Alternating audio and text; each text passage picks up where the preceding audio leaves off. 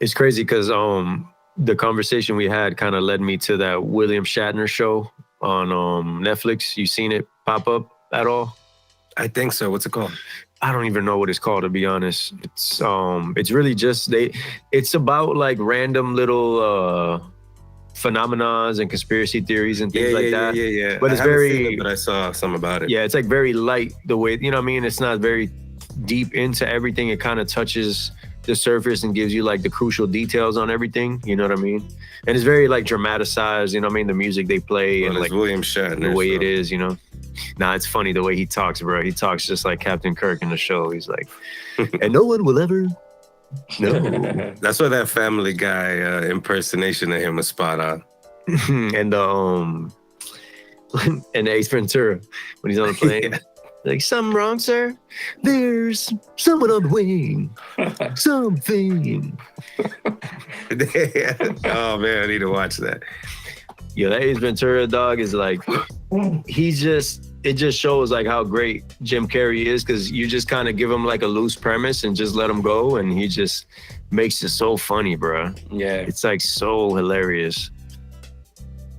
Yeah. You guys fans of like that silly kind of humor like that? No, definitely. Like, I don't know, like for me, that kind of humor, like it takes you gotta be willing to enjoy it and take it for what it is rather than like, you know what I'm saying, taking it as literal. Like you gotta be able to just enjoy it, you know what I mean? Because obviously sometimes that kind of humor is kind of like over the top, like even like Don't Be a Menace to South Central, you know? Yeah, You know that yeah. movie? Same thing, bro. It's like, you know, it's parody type stuff, but it's like, if you got that, you know what I'm saying, you can relate, not really relate, but you can just enjoy it. Yeah. It's a good kind It's of crazy how far ago they made that Don't Be a Menace, and they continue that shit like with all the parody movies, like up until like Fast and Furious. At the barbershop, they were playing. It's called Fast and Serious. Have you ever seen it? Nah. I'm sitting in the barber chair and I see Fast and Serious, and I'm like, what is? And then I heard someone say it's the parody version. I was like, wow, That gotta be still... funny. Bro, There's gotta be a guy that just says family a lot. Yeah. Nah, I love like Ace Ventura, like favorite set. Like even like that, I feel like that's in the same category as like Austin Powers. Yeah. Kind of comedy.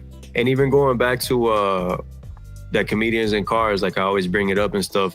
I remember they were talking about it there. Like you could watch a movie from like the 30s or 40s and it's like a serious movie and it's gonna look silly to you because of the way they're acting and stuff. They're overacting. You know, it was a transition from when they couldn't hear you to they could hear you. So it took them a little while to figure out how to really act with talking and with the sound because they were acting without sound for so long. And actually Singing in the Rain is a really dope movie that kind of is about that transition. Like that movie is pretty much just specifically about when they first had the talking movie and how that kind of changed that music industry. I mean the movie industry. But they were saying like you watch one of them old movies of how they're acting and it's like it looks corny and cheesy, but if you watch like an old Charlie Chaplin movie, you still can laugh, you know what I mean? Because comedy is kind of like forever, you know what I mean? Yeah. Is that why they came up with like those monster movies where they talk so fast? Yep. Like I still get them old channels and they really just like speed of light talking.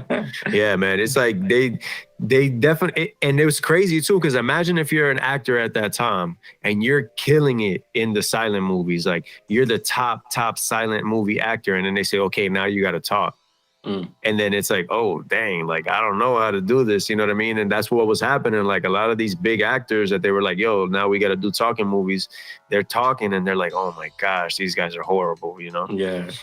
I'm sure there's a big transition, like just like when the first music video came out. Oh, facts. Yeah, that got to be crazy. Like it was even called like Video Killed the Radio Star. That was the first video on MTV that played. That's crazy. Yeah. Yeah, because that's pretty much what it came for. It was the radio.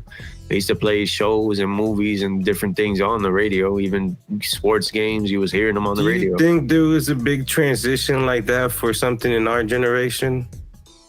I would definitely say the computer. Yeah.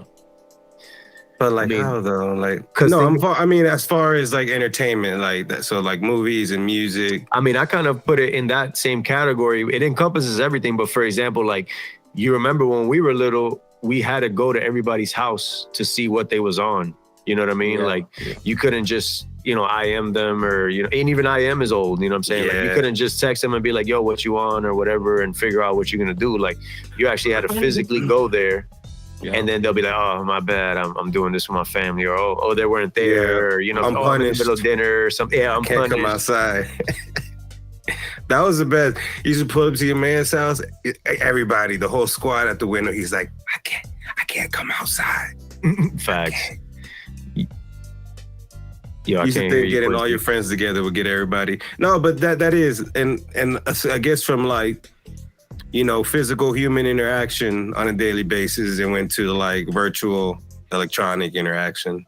Yeah, it definitely changed how we, kind of going back to what you were saying, like it didn't necessarily change those things, but it definitely changed how we enjoyed them, you know what I mean? And what we did with them. And even like kind of tapping into that, like the changes in time and stuff, like something that they were talking about in that William Shatner show that kind of ties into what we were talking about last week with the zeitgeist stuff, is like they were touching into like different little topics, just as far as like supernatural, anything that's kind of like outside the norm. And one of the things they talked about was the Nostradamus predictions, which is something that I've never really like dove deep into, but it's also something that I always hear like on the outside, you know what I mean? Like Quincy. yeah, he'll be back. I think he was just troubleshooting it. But it's kind of something you hear like on the outside, on the outskirts of conspiracies and stuff like that. They always talk about Nostradamus and the things he predicted and like the things he did. And it's kind of crazy because like I was hearing that he was just basically like an author of the time. And then he just started writing these predictions. And it basically became kind of like that first kind of like sellout book, because people were like flocking to hear what he was predicting and what he had to say. And the crazy thing is, like, a lot of the stuff that he was predicting and saying, like, he wasn't even going to be here for it. And he even said, like, I'm going to be a lot more famous in death than life, just because, his writings. And one of the ones that was highlighted was the death of Henry II, which he was the king of France at the time. And basically what happened was he turned out to be very invincible just because of what happened here. And he came to a horrible death at age 40. He was a passionate sportsman that was into hunting and jousting, and he was very active, you know what I mean? Like that even kind of reminds me of Teddy Roosevelt. I don't know if you guys have heard stories of Teddy Roosevelt, but like they would say that he would just leave the White House for like a month at a time sometimes just to go hunting with his friends. You know what I mean? Like imagine a sitting president just be lost in the woods for a month and you couldn't get a hold of him. Crazy. But basically what Nostradamus said was that he said that the young lion will overcome the older lion by pierce his eyes through a golden chain to a golden cage, and that 2 wounds would ensure a cruel death. And then what actually happened to Henry II was that he was in a joust with somebody else, with one of the young soldiers. And basically the lance from the other soldier that he was jousting with broke through his helmet and went in his brain and in through his eye, just completely destroying his eye. And basically he died a painful death because he basically died of a brain infection.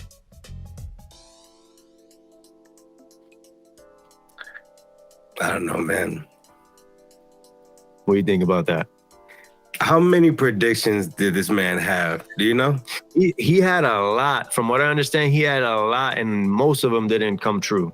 Most of them were just kind of like whatever. But you know how they say the Simpsons predict shit?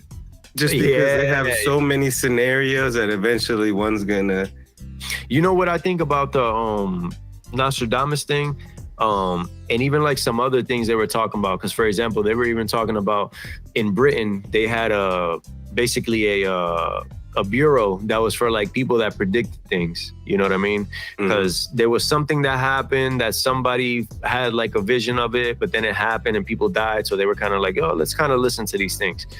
And they got hundreds and hundreds and hundreds of submissions in a year, but like only 2 of them were like right, like with the amount of people that were dying and the nature of the accident and stuff. But then again, it's kind of like a chance thing. You know what I mean? Like if you're getting like, let's say 1,000 people giving you predictions, you might get 100 of them that say, yo, there's gonna be a plane crash with different numbers. You know what I mean? Plane crash with 30 deaths. Plane crash with 20 deaths. I found the 9/11 you know one. I mean? Do you want to hear it? Yeah.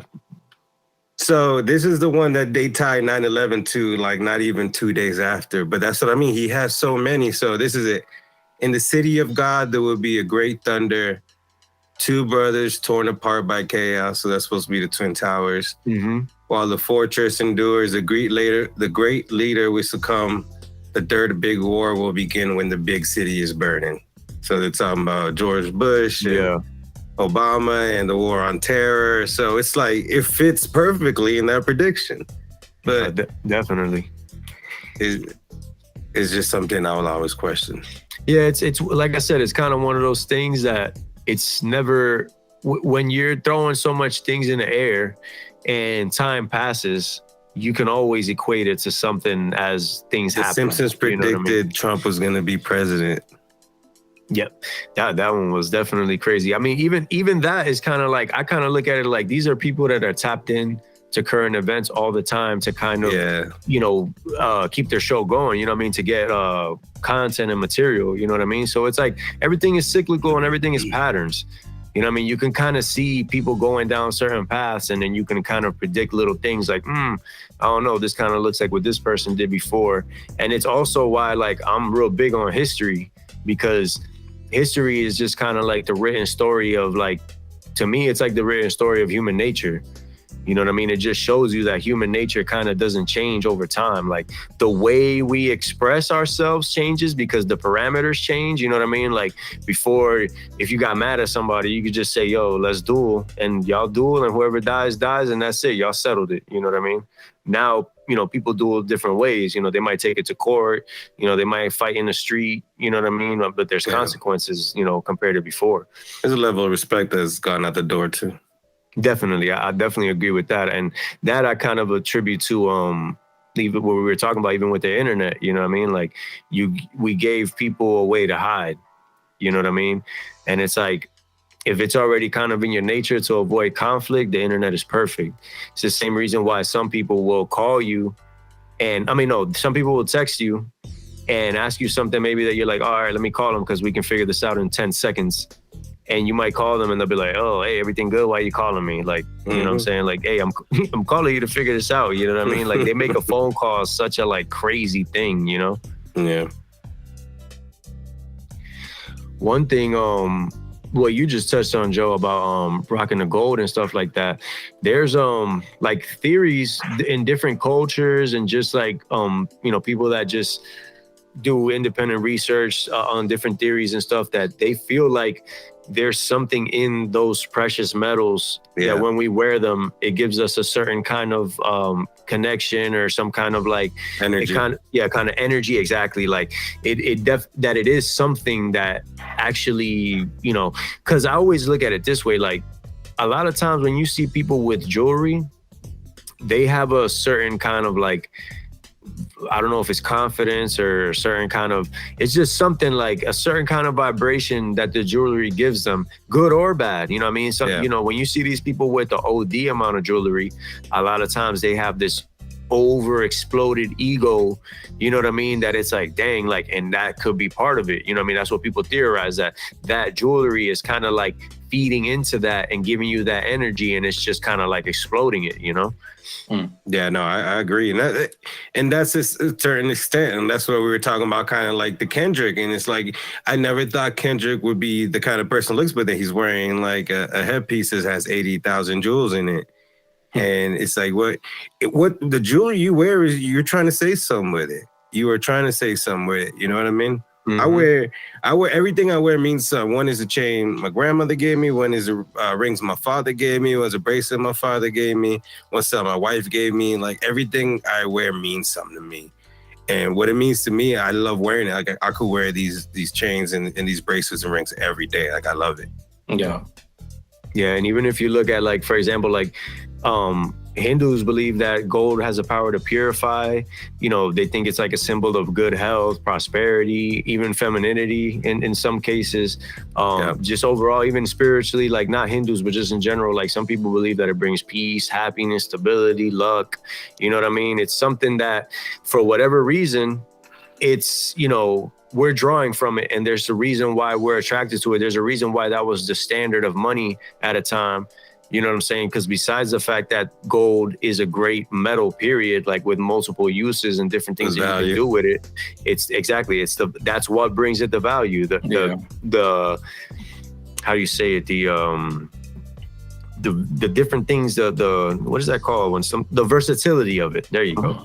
The versatility of the gold. You know what I mean? Like even like a lot of electronics, like gold plated electronics, like as far as like inputs and outputs and stuff like that, a lot of times those last longer and those are higher quality inputs and outputs because of that gold. You know what I'm saying? That gold being such a precious metal and having such great properties, like even just scientifically, you know what I mean? It's kind of crazy. Nah, and like that's what, you know, like I was saying earlier, I'm Peruvian, so Peru is known for the gold. And we went, as a kid, I used to go to Peru like almost every summer as a kid. And we'd go to the museums and all the Incas, the ancient tribe from there, they're all buried in gold, like 100%, like with all their gold. They're buried with it because they know that it's going to mean something in the afterlife. It's like this whole story behind it, but like it's definitely a meaning behind it other than just wearing a medal. Yeah, all the Egyptians too. Me and my wife, I don't remember if it was it wasn't our honeymoon. It was like our 1-year anniversary. We went on a cruise to Belize and we hit the Mayan ruins there because it's part of Mexico. Man, that was just so like it was so impressive. And just seeing and hearing from the locals, like how they were kind of like self-sustained in that area with just how many of the plants and just things in the area were what they use for their everyday life and how they sustain themselves by just staying in that area. And, you know, just kind of to touch on like the Incans that you were talking about, Joe, and they kind of have the same kind of values as the Incans too. You know what I mean? Like just overall, not necessarily the same, but they just had those same kind of like the same thing like with the Egyptians. You know what I mean? They had those. Yeah, like it had more than just ornamental value. It has like a religious value to them, like big time. And they weren't, and that's I think where it gets lost now, where like we're just straight flossing with it. And if you see, adding stuff to it literally devalues it. And I think it also spiritually devalues it as well.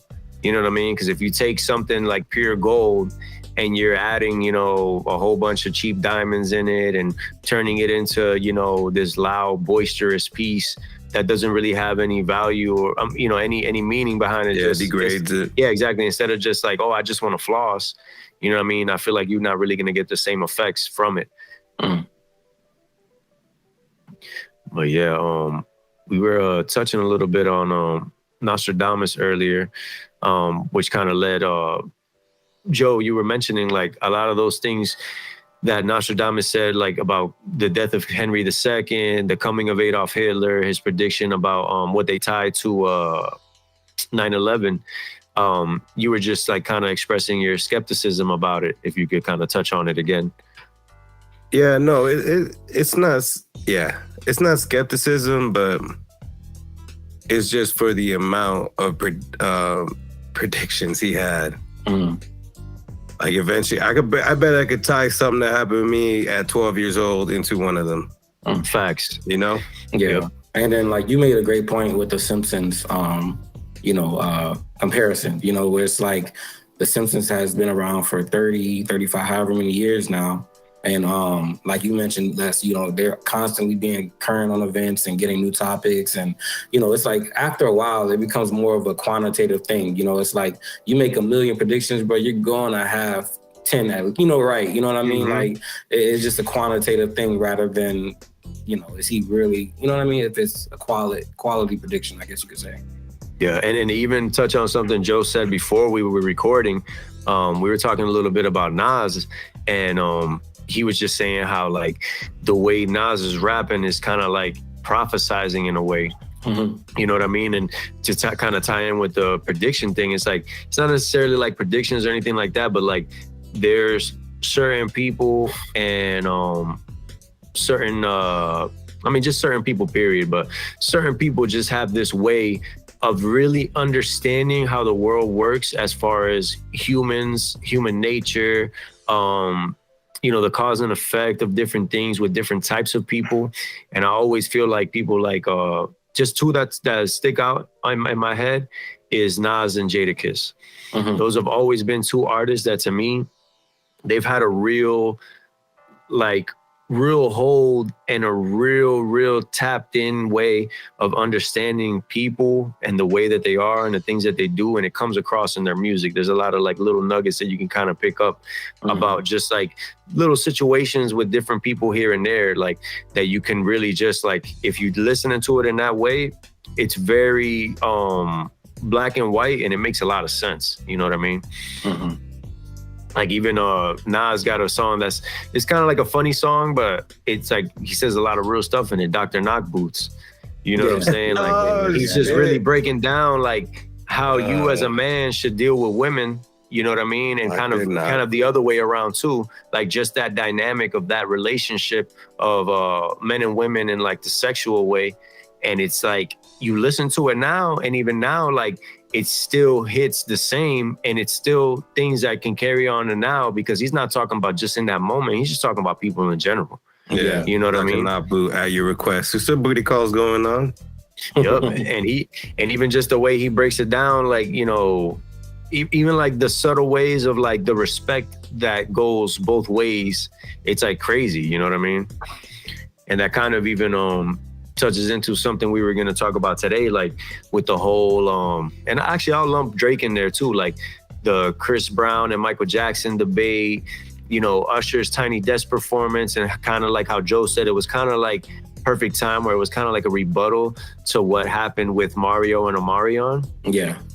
And and even just the idea of Drake doing the verses and who he's going to go versus, and to tie into what I'm talking about with Nas and Jadakiss is like, Drake has his hits, but does he have classics? Because those are two different things. Yeah. So let me know which one of those y'all want to tackle first, and we'll get into it. Yeah, that's a lot. But shoot, where do we start, man? Did you watch the Usher joint, Quincy? Yeah, I did. As soon as you sent it, bro, I tapped in on my way to Lowe's. You know what I mean? But yeah, bro, and that's why I responded to you basically saying like, yo, man, like, people like Usher, man, as they age, you can hear that their voice is just maturing. You know what I'm saying? They've always had a great voice. It's just maturing. And, unfortunately, you see other artists, and 10, 15 years later, it's like, dang, like what happened,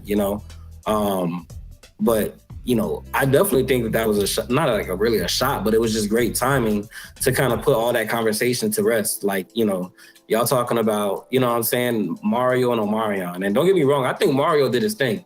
But Omarion and a lot of those other cats that came up there, they were looking a little crazy.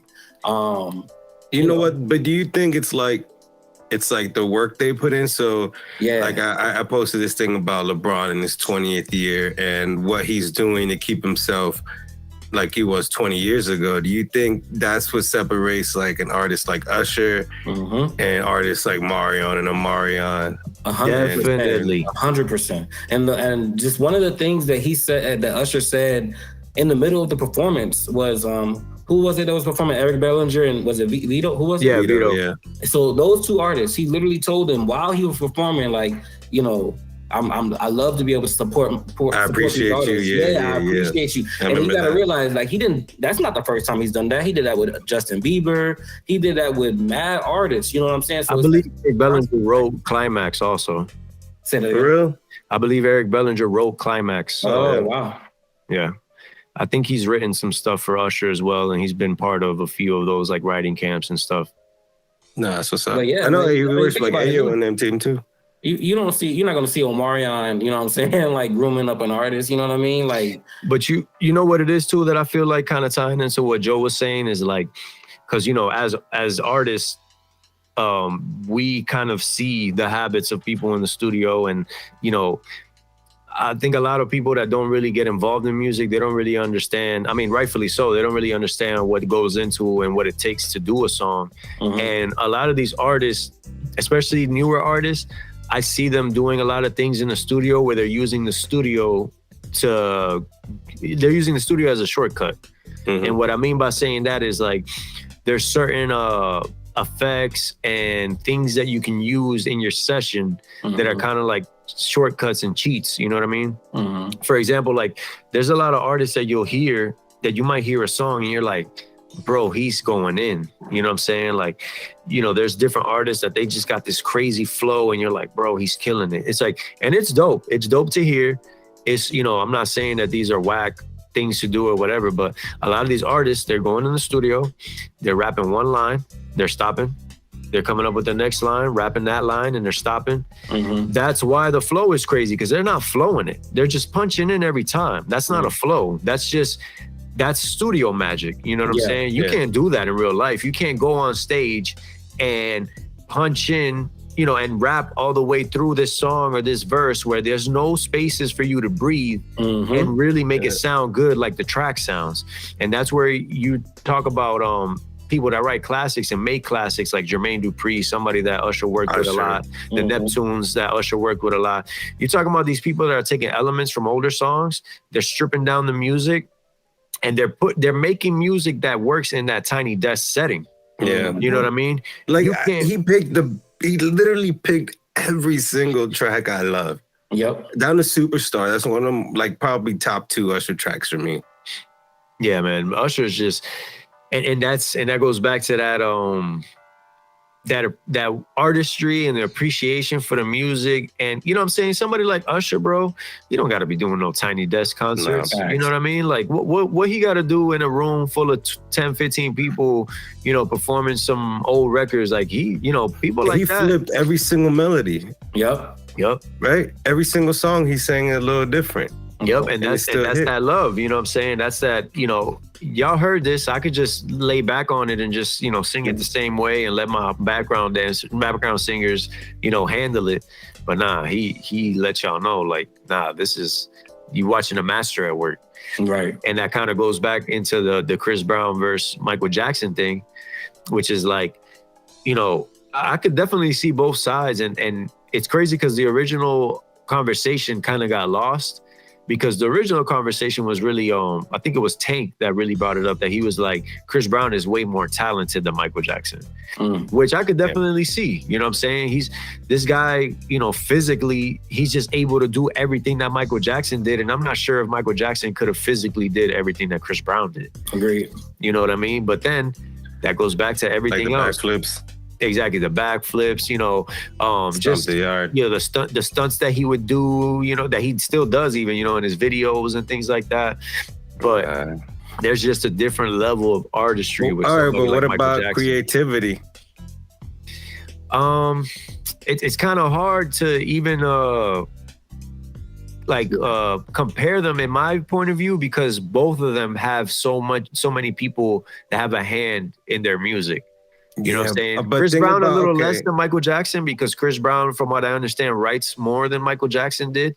Yeah. But for me, at least, it's just kind of hard to see where I can say, oh, he's more creative, when I understand that it's also how much backing you have from the people around you. You know what I mean? Somebody I got a question for that. And I know, and I'm gonna tell you right now, I've been to Chris. I'm the one who said in a group chat like a couple years ago that Chris Brown is a Michael Jackson of this generation. Facts. I don't know if I say he's better than him, but if we think about today, and Chris Brown's still at an age where Michael Jackson was still alive, and the music videos, the performances, the shows that Michael Jackson was putting on, and still at this age, to what Chris Brown's putting on today, that is 2 different levels. Facts. Yeah, regardless of the team and whatever, but there's 2 different levels of entertainment that we're putting on at this age together. That's a fact. And even like kind of going back to what I was saying about how much a hand in the music they had, it's also what it's also what your creativity is letting letting shine, you know what I'm saying? Like, because people can suggest things to you, people can give you ideas, people can write a song for you. I mean, somebody could have gave me on a piece of paper the lyrics to Billie Jean and even gave me the melody of how I'm supposed to sing it. I'm not gonna sing it like Michael Jackson. You know what I mean? Like, it's not gonna feel like how Michael Jackson felt when he sung it. You know what I mean? So Jay-Z passed up old boy. Exactly. It's like Jay-Z had that beat, and actually, I don't know if it was that song or Hey Ma that you heard about, that they said he actually laid down a verse to it, throwing shots at Nas, and Cameron was just so mad that like Jay-Z was basically trying to like sun him / big time him, that he just told the guy to delete, the engineer, just delete that verse. I'm not gonna use it. A Jay-Z verse where he was dissing Nas on either Old Boy or Hey Ma. And literally, it's not even in existence anymore because Cameron was just so pissed at the vibe at Rockefeller and that whole thing. He was just like, bro, I don't, just delete this.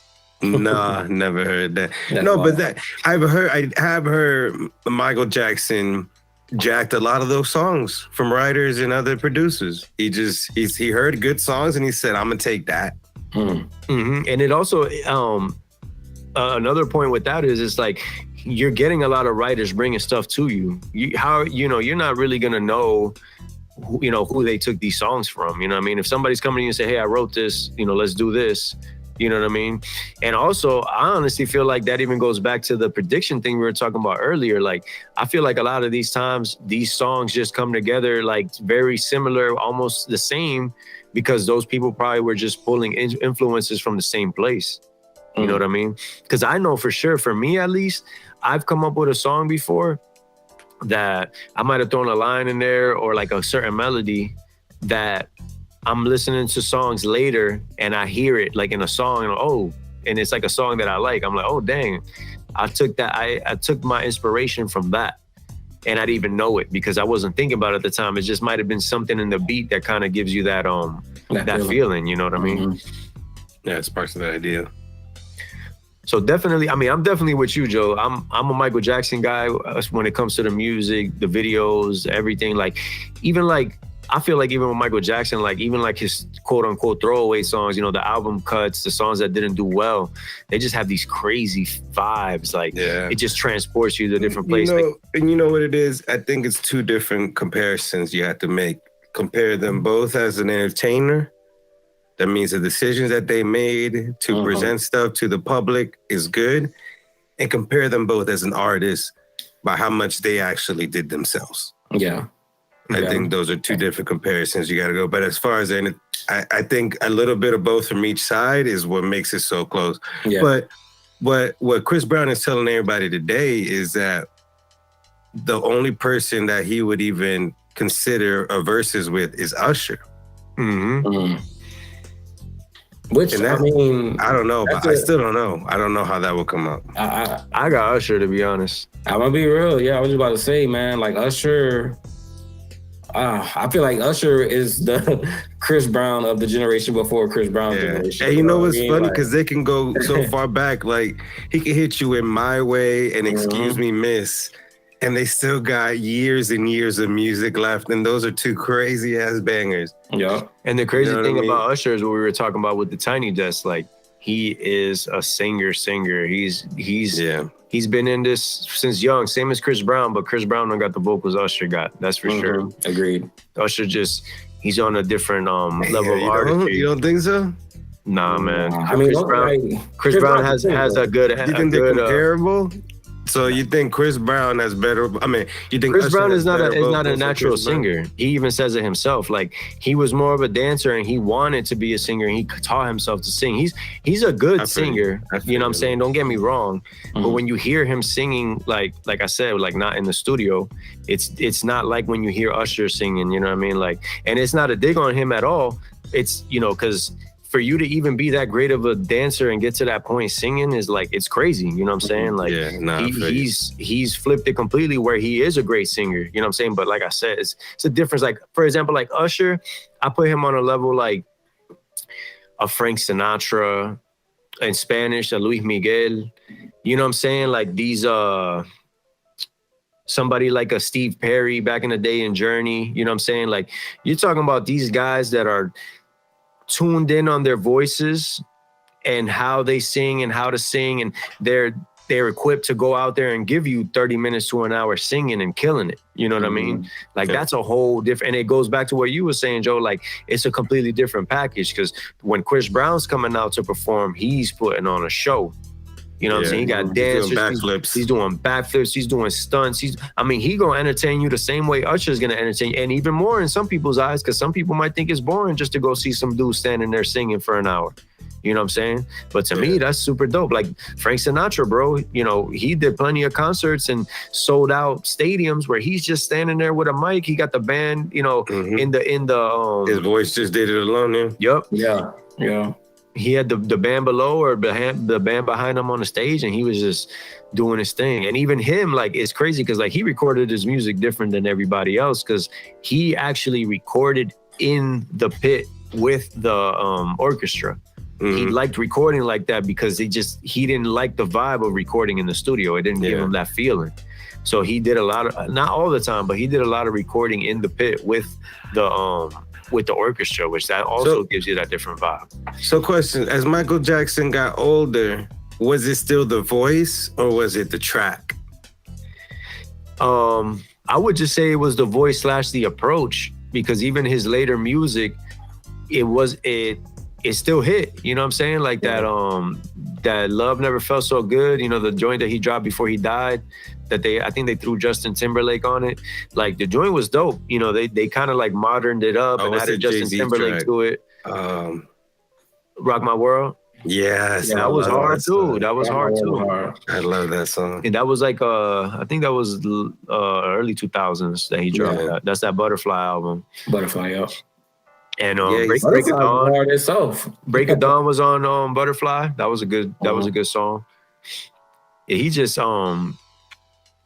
when you have that approach to the music, you're always gonna bang it out. You know what I mean? Like, but you remember the big concert he did with like all the current artists like Britney Spears. Yep. And, you know, and like he bodied that, and it was crazy. And that's why like I feel like, could Chris Brown do that today? Nah, not the same way, because like you say, Michael Jackson embodied it, and he made all the other artists and people that was there look small.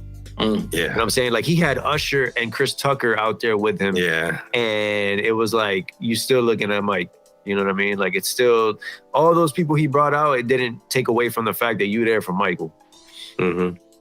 It's just a different kind of artistry. And that even like taps into like the Drake thing, where it's like, there's a difference to me. Like when I look at somebody like Drake, how we always talk about, like, I definitely respect him as an artist. There's joints I like. I'm still rocking with that last album. It's still hitting. But you're talking about the difference between hits and classics. You're talking about the difference between commercial songs and just a vibe. Classics. You know what I mean? Like it's a lot different, dog. You know, Michael Jackson has songs where he's talking about the war. You know, he's talking about things that are happening in Russia. You know, Man in the Mirror was a huge song, and it's really just him talking about looking at himself like, yo, what can I do to make things better? Like, bro, nobody could pull that kind of song off. Right. You know what I'm saying? Yeah. Like, and you know, nobody trying to hear that. He really just came in talking about, I'm gonna make a change. Like, come on, I'm gonna make a change. Like, what are you talking about? Damn, you know? That song takes me back. No, that's a song, bro, and that's like an inspiration. You know what I mean? People hear that and they're like, man, like I do need to be a better person. You know what I mean? Like, you talking about, and that's what I'm saying. Like, you look at somebody like Drake, which it always pops out to me that like he broke Elvis's record with the Tootsie Slide. You know what I mean? Like the most number ones, and it's like it's a great feat. You know what I mean? And he did a good thing. You know, I commend him. Like, dang, to be Elvis in America. You know what I'm saying? Like, that's the hero, man. Like that's a big feat. But at the same time, it's like, ain't nobody listen. You ain't gonna listen to the Tootsie Slide when you're an adult. You know, that's one of them songs that might come on at a kid's birthday party. I probably have never selected that song in my music. Yeah, that's like something you're gonna hear at a kid's birthday party maybe in like 15 years, and you might get up and dance for 10 seconds, like, oh, the Drake song, ha ha, and then you go back to eating your hot dog, you know? Ain't nobody listens to a lot of, you know, and that's why I feel like a lot of people really like Take Care, because Take Care was kind of like that artistry album, you know what I mean? Like it had that, that's why it had that vibe with people, because he was really in that bag on Take Care. Like, let me make a great album. You know what I mean? Yeah. Underground Kings, Lord Knows, like That's in there. I think that's up there fighting for number one. Bro, I was putting Robin onto the comeback season, bro. I was putting her on to oh man, I'm drawing a blank right now. What's my mixtape? You already know, Black with the Clouds. It got So Far Gone. There we go. So Far Gone. Yeah. Yeah, I was putting her onto all these old mixtapes, you know, and it's crazy to know that there's people that really don't know that where Drake started, you know what I'm saying, with the music stuff. Because his initial stuff that he was putting out, bro, if he was putting stuff like that out right now, we wouldn't even be having this conversation because they were songs that were classics, you know what I mean? But yeah, a lot of people don't know that Drake, you know? I think I mentioned it last time too, that album specifically, I mean, that tape, the So Far Gone, because I heard the comeback season and there was like one that he dropped also before, like, I don't remember the name, but like he dropped like a couple mixtapes before So Far Gone or around that era. And they had joints I liked, but when I heard that So Far Gone, I was like, dang, yo, this is some dope music. It was different, you know what I mean? And like it was hitting.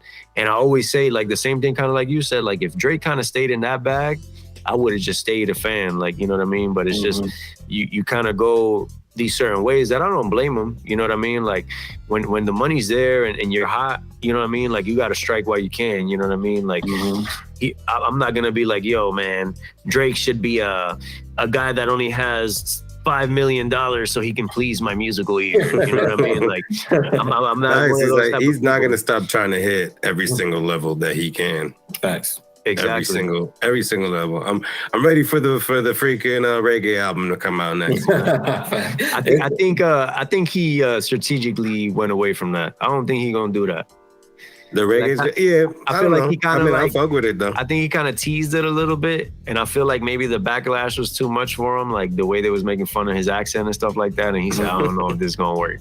Yeah, because it's funny, like you would have expected him to really tap into that sound more now. You know what I mean? Like he kind of was like a little bit ahead of it at the time, and maybe that was his point. Maybe he just wanted to kind of like introduce it on a more mainstream level, and then just that's it. My work here is done. There's one thing about Drake that you'll notice, like if you're not a big fan, or even if you are a big fan, like he's a music guy. You know what I'm saying? Like he listens to music, he appreciates music, he's checking out new music, he's checking out new artists. He's like I was saying, how many artists he put on the Drake effect? You know what I'm saying? He put a shit ton of artists on. And like I was telling Quincy, he was on that, he was just recently at that Backstreet Boys concert singing with them on stage. Like, I saw that. You know what I'm saying? That just shows you like how big his range is, you know, dance music, pop music, reggae music, rap, R&B. You know, he's just in all those different spheres. And that's kind of like what makes him a dope artist to me, you know, because you're pulling from so many things. Yeah. That's why it's crazy Fetty Wap wouldn't take off Monty from My Way just for a Drake verse. Oh, he tripping. Yeah, he was definitely bugging for that. He wouldn't take off one of his boys or something? Yeah, so you remember how Drake did My Way? Shorty, won't you come? Oh, that Fetty Wap song? I don't down to this shit. I remember the song, but I didn't know that Drake was on it. So Drake sends Fetty Wap the verse, and he goes, yo, take your boy Monty off. And Fetty Wap's like, nah, you crazy? And Drake's like, you got to take him off. And so Fetty Wap didn't want to take him off, and he didn't. So he put out the album without the Drake verse, and Drake dropped the verse on SoundCloud, which got more plays than the actual song. Big mistake. Wow. And and just to have Monty on the track, he wouldn't take him off. Goes back to the Cameron thing I said earlier. Taking a Jay-Z verse off with a Nas diss that would have been on your album. Yeah. Because he was mad about something, you know what I mean? But then it also goes back to that studio dynamic, you know what I mean? Like it's a studio's a crazy place because like when you're there, it kind of feels like nothing else exists. Because you're kind of like in this quiet corner doing something like that a lot of people don't even know like how it goes down. And it just kind of puts you in the zone, and like you even think different sometimes when you're in the studio, you know what I mean? Yeah. And I could definitely see the logic behind Fetty Wap's thing, thinking that he was being so real. And that's funny, man, because that even taps into something that Angel was talking to me about. Shout out to the homie Yoda, man. Like he called me the other day while he was driving. He's like, yo, man, like I was just thinking like of a topic, like he's like, something that I think y'all could talk about is like just how hard it is to be real sometimes. You know what I mean? Like people kind of discount how much power and energy and restraint it takes to be real in the true sense. You know what I mean? And that kind of goes with the way you're talking about with Fetty Wap, smart or not, maybe he felt like he was being real.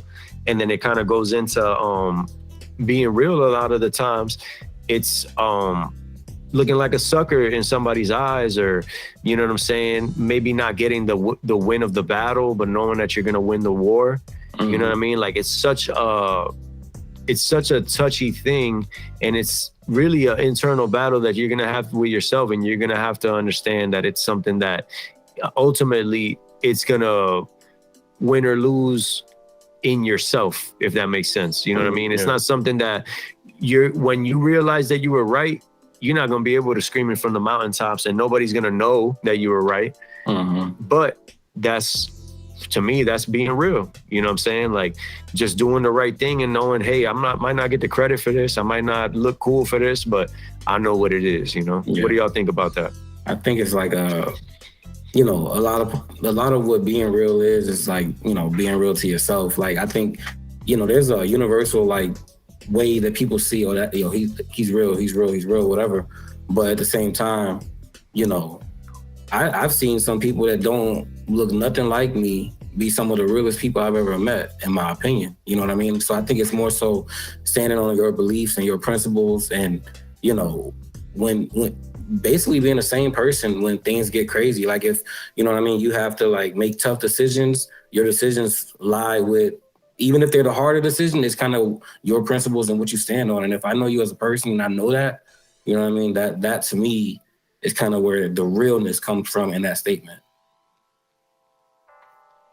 Yeah, it's everybody keeps a filter on, you know, until like, at least for me, I keep a filter on. Like I travel for work and stuff like that, and I meet co-workers for the first time. And for the first couple of days, I don't really talk about myself at all, unless they really ask me. I don't just sit there and talk about anything about my life. You know what I mean? And I indulge in conversation, whatever's going on, but I don't sit there and just talk about my life. I can't get that real. But if I start talking to people, meeting people and getting to know people, and after like a few days, like I do get to know people on a different level, you know what I mean? Then we have those conversations. I tell them a lot about myself, and like, it's hard to do that with everybody, you know what I mean? It's not that easy just to open up, but it feels good when you're able to do that with people you meet. Yeah. I feel like go ahead. Yeah, like even like with the being real, and that's in that sense, it's like even those people kind of like from the outside looking in, like understanding that everybody's different. You know what I mean? Like some people aren't just gonna link up and be like, oh, so where are you from? And just start spilling their guts out. You know, some people are different. And that kind of goes back to that quote unquote being real. That's like, if you notice that in somebody, but you're the type of person that likes to talk, it's not about you right now. That person's different than you. They're not on that vibe. Leave them be, and you do your thing. You know what I mean? It even goes back to what you had mentioned before, Joe, about that trip that you had, that you couldn't have any electronics with you, and it kind of really made you look at yourself and look inward and kind of like realize a lot of different things. I feel like that comfort of being okay with that quote unquote loneliness, which I don't like that word, just because it has that like connotation of like you're longing for someone, or or you know what I mean, like somebody left you or something like that. It's not loneliness in that sense. It's loneliness in the sense that you're comfortable with your own thoughts. You're comfortable with what you think about. You're comfortable with the things you do and the decisions you make and the people that are around you and everything. You know, it kind of I agree. And like Can you sleep at night with who you are and who you think you are, you know? And it takes one thing it takes is like not hiding how you are, just so people won't comment on it, and just be like that, just being open. Like there's shit like all of us do not agree on. And the fact that we can all continuously just be open about the stuff that we like and not have to worry about, damn, I can't say this kind of stuff around these people. Shows that we're all in a good environment. Like even you call it a safe space, like for real, like everybody can really just be themselves. And like it's hard to create those kind of environments, and those people that are in that circle is like a big part of that. Yeah, I feel like too many people are, I feel rightfully so or not rightfully so, they feel attacked by what people say, not understanding that they're in control of themselves. Like somebody could say whatever they want to say. You can interpret it how you want to interpret it, but at the end of the day, it's not affecting you. You know what I mean? If it's just words, I always like that. And I think I mentioned it before too. Like I always like the idea of like, there's no such thing as cyberbullying because you could just put your phone down. Yeah. You know what I mean? Like, obviously, it's not as simple as black and white like that. There's a lot of nuance to it, and it does happen for real. But at the end of the day, if you're outside in your garden, if you're, on a trail or something, and you're not looking at your phone, what's bothering you? Right. You know what I'm saying? Like there's beauty around you, there's peace, there's tranquility. You have time to reflect, you have time to connect with nature and, and God to a certain extent and really just look inward and reflect on your past, reflect on what's going on in the future. It's not all tied to what somebody may think of you or what somebody may say about you. You know what I mean? And I kind of like want to even tie that into something we've been talking about, like about the family dynamics. You know what I mean? Like a lot of people with family for a lot of people are those people that can get people out of character. They are those people that might knock you out of your zen. They are those people that you might have, and I know it's true for me. I have my principles, and when I'm presented with conflict or a problem with like outside people, it doesn't really, at the point that I'm at, it doesn't really bother me and doesn't really alter what I got going on because I don't care. But family's different. You know what I mean? The family might tell you something, and as much as I know that whatever somebody says doesn't matter, if I hear from that family member, it is different. It does. You know what I mean? So I feel like that's like a really tough thing, at least for me even, is applying all of these same principles to the family dynamic and getting that in the right tune also. And it kind of goes back to something that it's always been important to me, is like just the idea that when you have to rely on people, a lot of times you're let down. You know what I mean? Like everybody has their own lives, like we spoken about, and they're not always going to be thinking about you. And it's not necessarily a messed up thing. It's just they got their own lives. You know what I mean? And that aspect is always something that's been tough to deal with when it comes to family. You know what I mean? I think the main thing or the most important thing when it comes to that topic is like the ability and the ability is the right word. The ability to communicate. You know what I'm saying? I think that like one of the things that I've learned, just in adulthood, because trust me, as a child, I didn't know, is like the importance of communication when it comes to family and stuff like this. Because at the same time, when you're trying to be real with family and certain things are going to bother you because it's family. It's like, if we can't get on the same page, bro, it's going to be an issue because you're family. You know what I'm saying? So it's like that ability to communicate is super important, man. And, unfortunately, not every family is able to, but that's super important.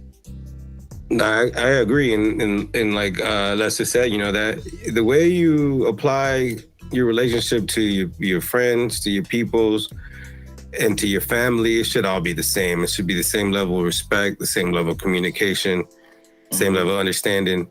And that's number one for me. Like having the most important people I gotta make sure we're on good terms is my family. You know what I'm saying? And it matters to me that we are. And those friends that treat me like family get that same level of respect. I always make sure we're on good terms and make sure everything's copacetic throughout life for the rest of our lives. As long as you still treat me like family, I'll give you the same respect as family.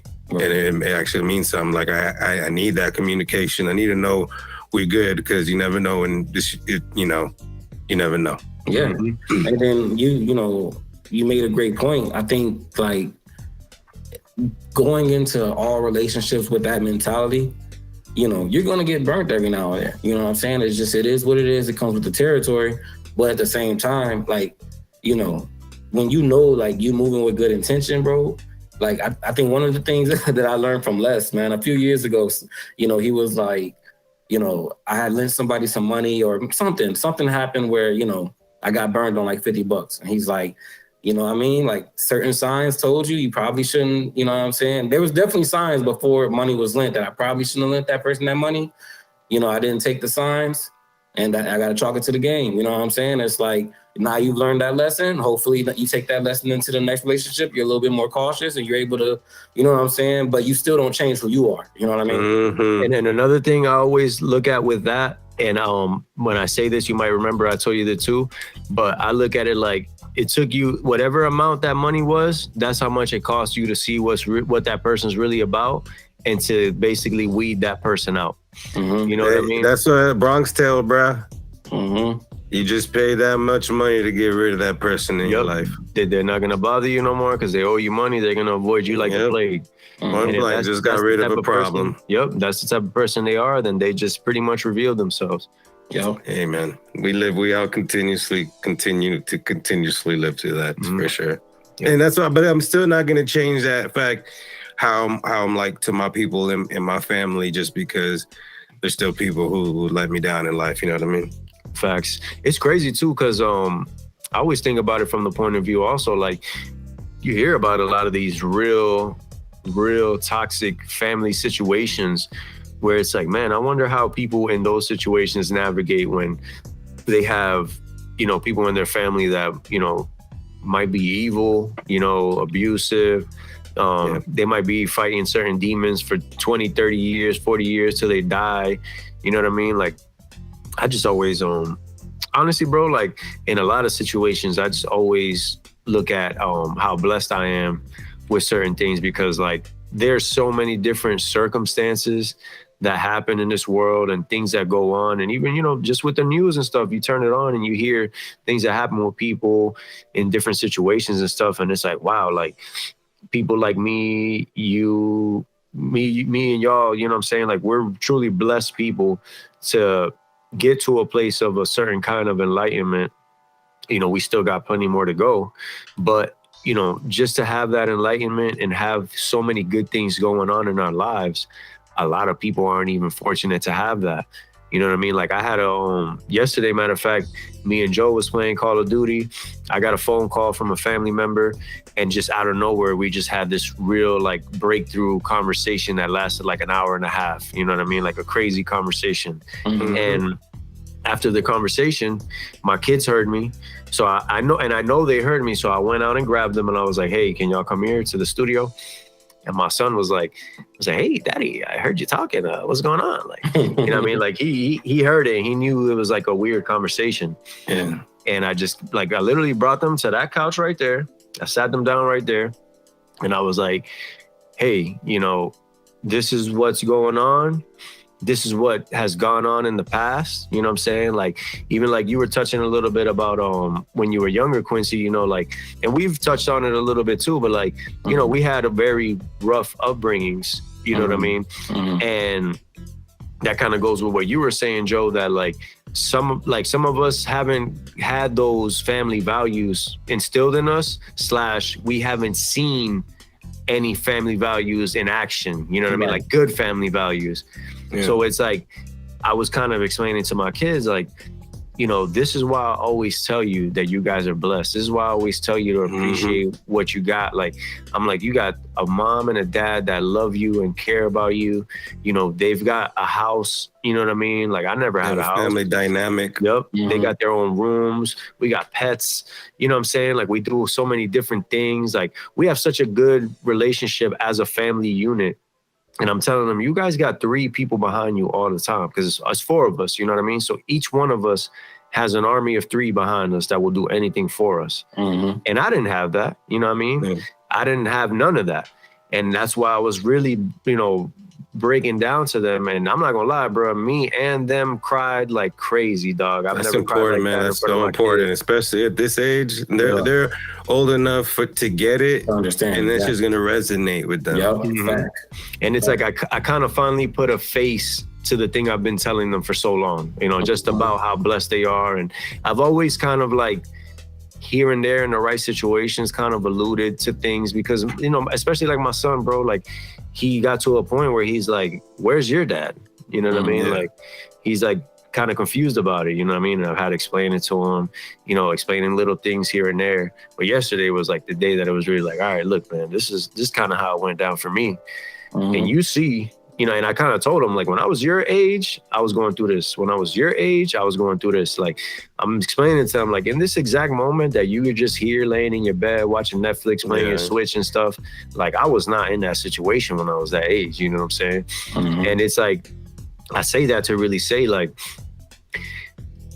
when it comes to family and people in general, like you said, Joe, like, you have to have that understanding that we all have different experiences, and you need to know how to talk to them. You need to have that emotional intelligence of figuring out how to navigate those situations.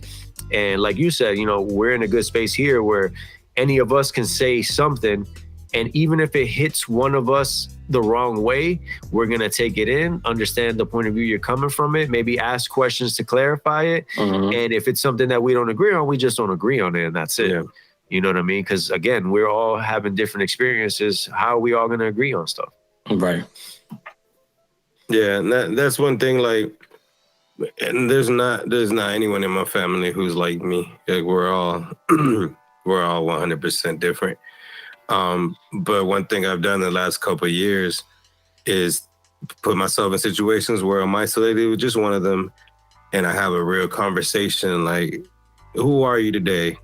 And then hear that, and like, who am I today, and why I'm like why I'm like this today, and everything that I've gone through to get me here is the reason why I'm like this today. And that kind of conversation opens up, and you get to know your family a little more, and I think that opens up understanding. It's like, why are you the way you are today? Like, what have you gone through?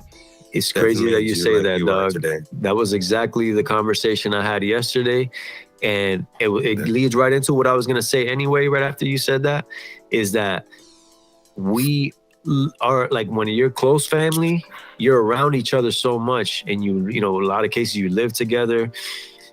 That does not mean that you know what that person's been through. Right. You know what I mean?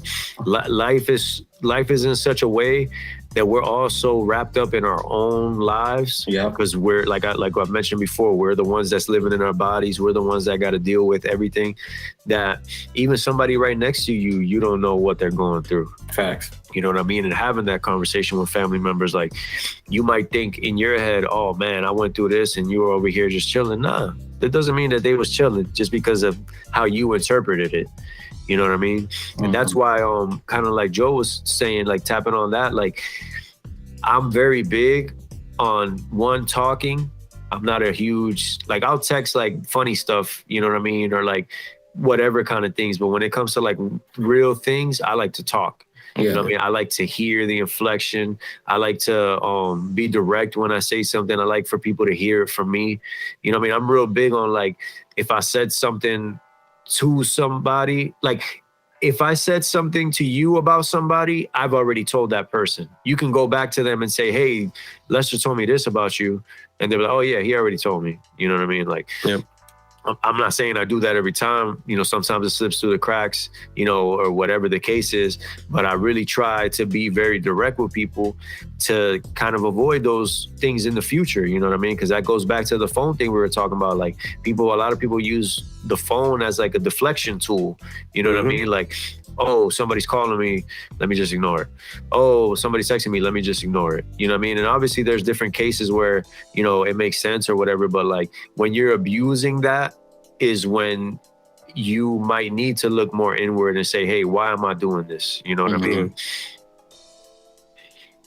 No, for sure. That's why I appreciate my mom and my sister. They got to a point where they just had to call me sometimes just to talk. And I make sure I pick up every single call. Like, you got to, when people want to talk, you got to talk. Yeah, that's real. You got to talk. Yeah, man, that, it's that something about conversation. And like you said, Joe, like that one-on-one conversation, especially when you're in some kind of natural setting. Like, there's just something about you being with somebody in a pure state with nothing bothering you, where you can kind of just let your guards down and really talk, like, on a level where the outside world is not even like interfering or in the way. You know what I mean? which is something that we've kind of touched on before about like traveling and seeing different places, like, and not traveling as far as like going to a man-made place to spend money or whatever. It's like travel and go to these free parks and go in these parks and feel, you know, the nature in different places and let yourself get in tune with what you got, what your feelings are and what you're going through at the time, and think about it in that setting. You know what I mean? Like, it's a lot of groundbreaking things that happen in those situations, you know? Mm-hmm. People have a lot of power in themselves that a lot of people don't see. You know what I mean? Like, it's something that we've touched on before plenty of times, but it's like you really have the power to create your reality. And I feel like the caveat of that is you got to make sure you're doing it the right way. You know what I mean? Like, because, you know, definitely people create their reality in a negative way, you know, and, you know, with deceit and different things, they kind of create a world that has like a false sense, but the bottom's always going to fall out from that. You know what I mean? If you build your foundation on something real, something good, that's a different story. You know what I'm saying? It goes back to what Joe was saying. You talk to your family the way you're supposed to talk to them. You live your life the way you're supposed to live it. And that foundation is strong and everything on top of it is going to stand, you know? Yeah, that's why having that talk at this age, man, you kids are going to be wise and that beyond their years. Yeah. Because, I mean, there's adults that haven't had that conversation. Facts. You know what I'm saying? Like, there's adults that are 20, 30, 40 years old that still have, you know, they may have come from, you know, a background, not, you know, basically they came up the way your kids are coming up. You know what I'm saying? And they don't understand the other side. They don't understand not having anything. They don't understand doing it by yourself. You know what I'm saying? So it's like, it's okay to come up like that. We all would hope that our kids can come up properly, you know what I'm saying? But at the end of the day, once they're done, do they understand that there's another side to this? You know what I mean? This isn't just what the world is. It's like you were blessed, you know? And it's crazy too, because like I remember at one point I looked at them and I'm like, I remember having specific, like I remember in my head as a kid having certain questions that I asked myself and I just kind of had to try and figure it out. And I specifically remember instances where the kids asked me things that were things that I remember asking that I didn't have anybody to answer. You know what I mean? I'm like, I'm here to answer these questions. Whatever issue you have, I'm here. You don't got to wonder about it. Exactly. You don't got to wonder. You don't got to deal with it yourself. Like, that's what we're here for, like to build you up. You know what I mean? Like, that's the part of family in general, like with everybody, you know, like that people need to understand that, like, to a certain point, the family's the people that are really going to be in your corner from beginning to end. You know what I mean? And like I said, everybody not in the same boat, but it's definitely something that if you can cultivate it and if you can create that in a peaceful, respectful, how do you say it? Like in the right way, in a righteous way, do it if you can. You know what I mean? Because all it's gonna do is help you out. Yeah, that's why I say you got to break those generational curses and do it right. Because it's like we've all been, even like we were talking about earlier, like different changes that we've seen like throughout time and stuff. Like we've all been through it. You know what I mean? And it's like if you've learned how to do something one way, and then it switches up on you when you're 20 or 15 or whatever, you know, just at a certain point where just things change and you're adapting to it. That's a big thing that even changes the way that you are. You know what I mean? Like as a person. So it's so many tricky things that's why I like to keep it simple with just being direct, straightforward, and having my principles that I know that I'm sticking to.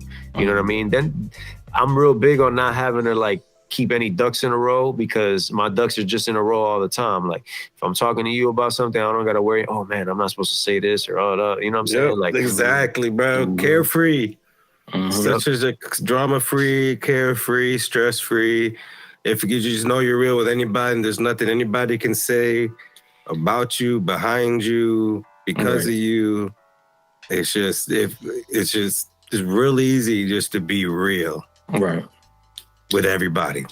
Facts. And it's like, even that word real has been like hijacked in so many different ways. You know what I mean? Like they try to attach a certain connotation to it. And it's like, at the end of the day, real is different to everybody, but you can't change the meaning to what it's not. if that makes sense. You know what I mean? Like you can't twist it to make real blend into the fake or real blend into something else that it's not supposed to be with. It goes back to like the thing that we've talked about before. Like I feel like everybody has that God in you, and you know when you're doing right, you know when you're doing wrong. You know what I'm saying? It's not something that somebody has to tell you. You know what I mean? If if you pick up a stick and you see if you pick up a stick and you see a dog, and you say, should I hit this dog with the stick? You're gonna feel like, nah, I'm not supposed to do this. You know what I mean? Like, if something in your head is telling you, yeah, I'm supposed to do this, then the trouble is different. You know what I'm saying? Like the issue you got is different. You might need something else to deal with you. You know what I'm saying? Like, what's that book bag the Ghostbusters got? The proton pack. Bro, I might need to pull up on you with a proton pack and figure out what's going on because you want some other stuff. But most of us are not gonna think, yo, let me beat that dog up. You know what I'm saying? Nice. And that's like kind of what I go back to. Like people try to overcomplicate it. And it's like, nah, it ain't complicated, man. It's being direct, being righteous, and that's it. It ain't nothing else to it. People try to overcomplicate it. It's not something that's complicated, but it's hard. And it's real easy to relate people who are. And if you don't relate to people, there's a reason. There's a reason you don't. Exactly. And that's something when I was younger, I had to look at too, like, because that residual effect of, what happened when I was younger, I was modeling my relationships in a certain way that wasn't the right way. And it goes to what you said. Like, I even heard Affion Crockett on the Breakfast Club saying, like, he was breaking up with this girl and he caught himself in the middle of the breakup, like, dang, man, like I've broken up with so many girls the same way, telling them the same thing. It's me. It's not them. You know what I mean? And he realized, let me do some therapy and figure out what's wrong from that. And that's not easy. You know what I'm saying? And I'm pretty sure 100 of the 100 people that have been in that boat, in that situation, probably have thought the same thing. Dang, man, this is similar to the last time, but that's a lot of people to just brush it off and still try to say, nah, it's that person. You know what I mean? They don't want to look back inward and say, oh, no, what am I doing wrong? You know what I mean? That's the toughness of being real, It's a lot of work. It ain't easy. It's always a constant battle, but I always kind of equate it to like a job. If you're at a job and you try to spend your time pretending like you're working the whole time, you're going to have a hard time at work. If you're at a job and you just do the job and do what you need to do and leave, the day's gonna pass by quicker. You're not gonna have issues with the people you work with. Your projects are not gonna fall through the cracks. Why? Because you're doing the work. And sometimes it's not easy, but being hard is different than being dramatic or troublesome. It's a big difference, you know what I mean? Something being hard and a crazy situation are two different things. You know what I mean? Yeah. Chaos is not a problem. You know what I mean? And a problem is not chaos. It's not like things that are, mutual together. You know what I'm saying? Like they don't mean the same thing. And that's what people don't understand. It's like, if you have to do hard work, that's not the same as you having an issue or something with somebody, some kind of friction. You know what I'm saying? That's a better word. Like friction is not the same as a problem, Those are two different things that you got to figure out. That a lot of people have these issues where they're always running into that friction and their problems are stemming from that friction. You're not supposed to have them problems all the time. You know what I mean? Like, yeah, it's going to pop up here and there, but it's not something that you should be feeling all the time.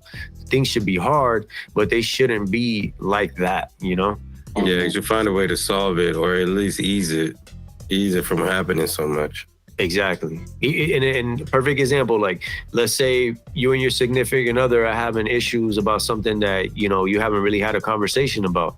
That friction of you guys waiting, does a lot of damage as opposed to just the hard work of, hey, what's the issue? How can we fix it? Yeah, coming up a way to solve it. Like, you can do hard work happily. You know what I'm saying? You can do hard work at peace. But you can't have friction happily. You can't have that at peace. You know what I mean? Nah, that's why I like being open like that. I say, hey, let's just lay it down right now so we never have to question it moving forward and we know what time it is. Right. That's it. So, Joe, this is kind of like off topic, but not really. You as somebody that got married later in life, how do you feel that has positively impacted your relationship? And maybe if there's any negatives also? I think it just solidified what we felt like. Just like confirmed everything, and like the way everything has played out for us. It's like the universe continues to just like line up the stars and make it easy. There's nothing that we've wanted to do that we'd have had trouble doing, and like we're blessed. And I don't even want to knock on wood because life is what as it comes. But there has never been anything that told me this wasn't the woman I'm supposed to marry and spend the rest of my life with. And the marriage for me was enabled me to take just a responsibility another step higher as a husband instead of just a boyfriend or fiance.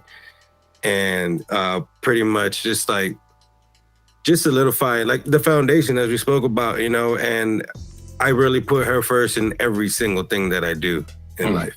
So question, do you feel like you had to tap into / let that God in you guide you in that situation? Like, did you feel like, for example, you said like you knew that was the person you're supposed to be with? Like, what kind of gave you that feel? I know it's hard to describe, but like, is it something inside you as well? You know what I mean? Like, how do you kind of feel about that? I would attribute that to my age. Meeting her at, let me see, 3 years ago. So meeting her at 35 and being with all the people I've been with and the relationships I've been with and experience and knowing what the failures were, knowing what I didn't have, what I always wanted, and then finding her and it all lining up. It's just, I think just knowing what I've wanted for so long, and then I finally just seeing it in her. I think those two things lined up.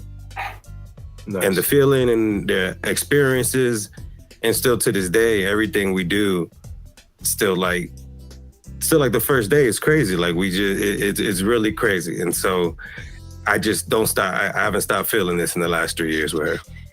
It's crazy, man, because like hearing that is like it's dope to hear it, and it also like it just makes me think like how crazy even like my situation was, just as far as like having kids young and like not doing things the right way, but thankfully it ended up the right way. You know what I mean? Right. But it's dope to hear somebody that's just been through different experiences, kind of experienced life, and then all that stuff kind of leads you to this place where you know what it is. You know what I mean? Yep. Mm-hmm. Yeah, I have no doubt. And that's what it is. And like, we got married quick and it took a while. Like I knew my people wasn't going to just accept that. And I just like, y'all just got to trust me that I know this is the one. Mm-hmm. Yeah. And, the only thing that's going to prove it is time. Facts. Yep.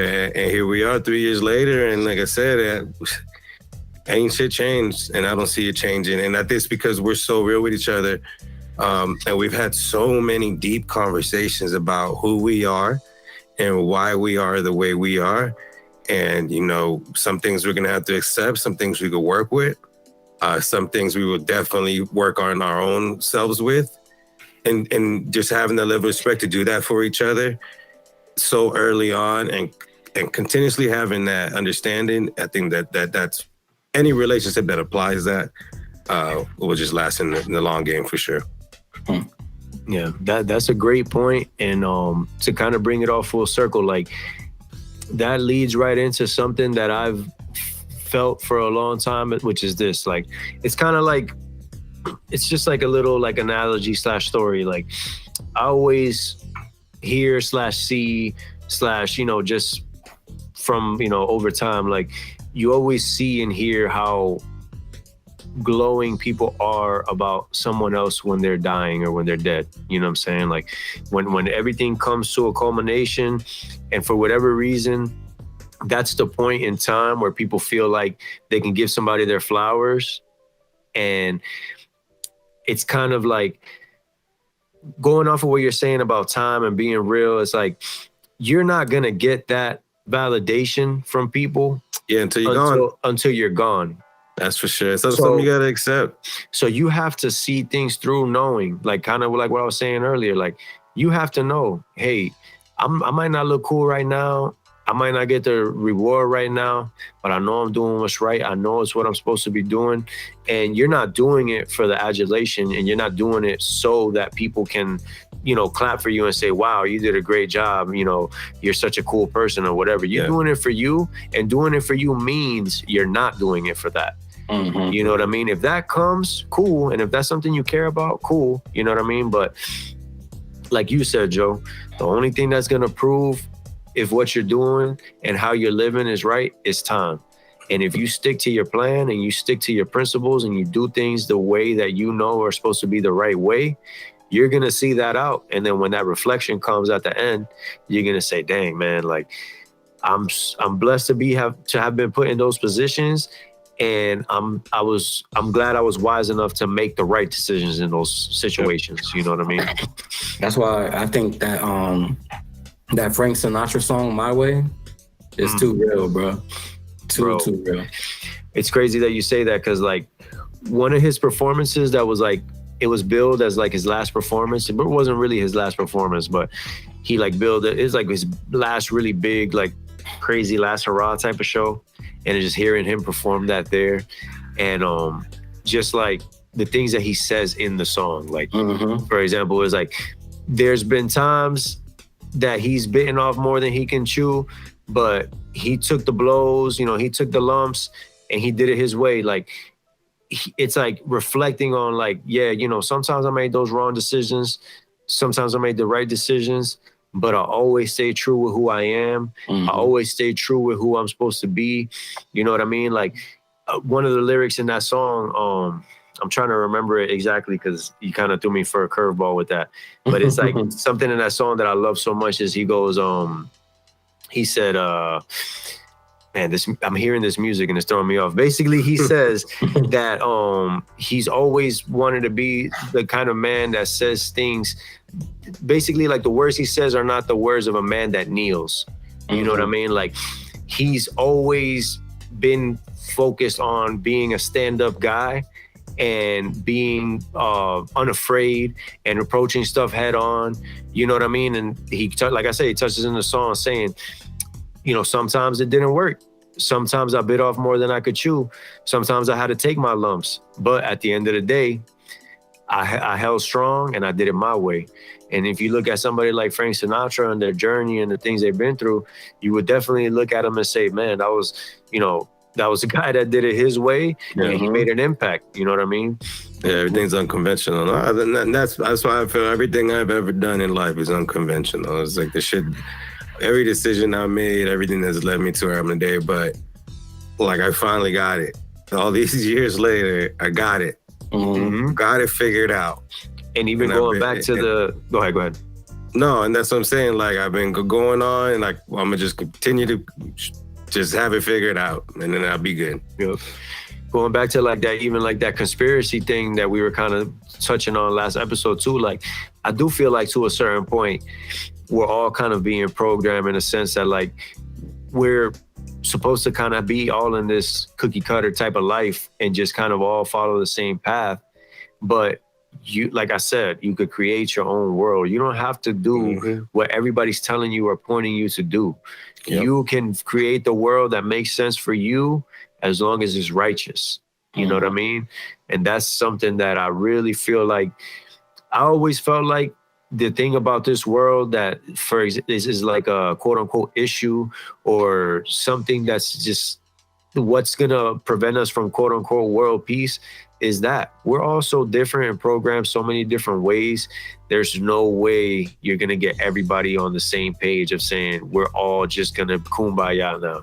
Yeah. You know what I mean? Because like y'all said, there's so many people that haven't worked out those issues in themselves. And if you're dealing with broken people, you already lost. You know what I'm saying? Like, you're not going to get through to somebody that's broken, if they don't want to be unbroken, you know what I mean? Or if they don't even know that they're broken. You know what I'm saying? That we're all broken to a certain degree. And like I said, that's why we always strive forward and always look inward and look to that God and say, hey, what am I doing and what do I need to be doing? Yeah, man. That's a good little spot right there. Yeah, facts. It was dope kind of tapping back into the stuff that we get really into. You know what I mean? Like I feel like every time we talk about these kind of topics, we get kind of carried away in a good way. And yeah, I like it. I like it. And I love that people are coming to us to hear this kind of stuff, because I feel like this is the kind of thing that could kind of just open people's eyes. Because I feel like with this podcast, we're not really trying to convince anybody to follow what we're on, as opposed to, hey, we're three guys that got different opinions on stuff, and we're talking about things from different perspectives where we can all agree on these certain things, and basically agree to disagree and know that we're different, but we all just make sure we got to be righteous. And I feel like that's just an overall theme that is just something that can help everybody. Yeah. I love it. I love the dynamic. Definitely fuck with it. I love every approach we take. For Quincy to figure out his technical difficulties, though. Bruh. We had to kind of restart. Bro, when I rebooted, I called Robin up. I was like, yeah, man, I'm getting a new computer. Oh, yeah, I forgot. Bro. Yeah, I'm not going to lie. You do have that iMac from 1926. I think Steve Jobs put together your iMac. I think he still worked in the He was in the garage when he was doing this one. Facts. That was one of the original models. Like, hey, man, let me get this to Quincy, see if that's it. That's a neon green one with the big back. Yo, you remember that game, Nanosaur, by any chance? Yeah. No, I don't. Oh, my gosh. Nobody ever remembers Nanosaur, dog. You remember when they had them old iMacs that they were mad big, but they were all like different colors, Quincy? Yeah, that's what I was talking about. Yeah. Yep. Them things had a game like in school. It was like this robot. Like, I'm not a robot. He's like a little like raptor. And he had like a gun on his shoulder kind of thing. You know what I mean? Like little guns and stuff. And it was just like a little computer game. And I remember they had it in school. And at that time, I didn't have like really technology like that at the house. So when I seen that thing blew my mind. I was like, oh my gosh, what is this? I bet you if you look at it now, that thing looked like paper mache or something. Yeah. I tried to play Street Fighter on my computer. I got the emulator Street Fighter 2 Alpha for Super Nintendo. And it was, I'm like, oh, how do I love this game? Nah, but I will say this, like those games only work on them old TVs because they just have like a delay now that you can't overcome it. Yeah. You know what I mean? That delay just like you can do it certain ways, but it's super hard to get it to have that. That's one thing about the old games, bro. The response time on that was crazy because it was all wired. You know what I mean? And even goes like into like the music, like we're talking about the old music and that feeling and Michael Jackson and all that stuff. Like they was even recording the music different. Like you can't even compare it because that was like a whole different, budget and just the whole process that it's just going to make the music better because they're not even going to go through that process because it wouldn't even be worth it if the music was trash. Yeah. And that's why people weren't able to put out music as fast as they can today, bro. It took too much effort. And that's why Michael Jackson will always be better than Chris Brown. And this has concluded this week's episode of The Grounded Show, sponsored by Michael Jackson, Dangerous, Michael Jackson, Off the Wall, Michael Jackson, Thriller, Michael Jackson, Butterfly, Michael Jackson, The Hits.